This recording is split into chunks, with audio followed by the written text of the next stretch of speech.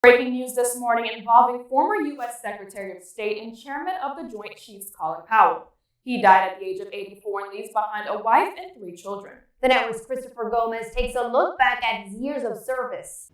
I will never not be a soldier. Colin Powell, a soldier turned statesman, made history on many fronts.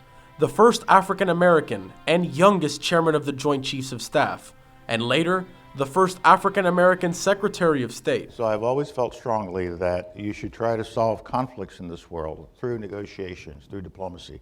Powell grew up in the Bronx, New York. His parents emigrated from Jamaica. He enrolled in City College of New York. Geology was his major, but ROTC became his passion. Powell flourished as a cadet, and after graduating, excelled as a soldier.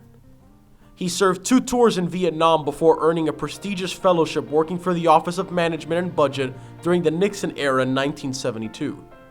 Afterward, Powell returned to his troops, eventually becoming a general, and went back to the White House in 1987 as President Reagan's National Security Advisor. Then, in 1989, the general became the highest-ranking officer in the U.S. military when President George H.W. Bush named him chairman of the Joint Chiefs of Staff. Our strategy to go after this army is very, very simple. First, we're going to cut it off, and then we're going to kill it. On my final day in uniform.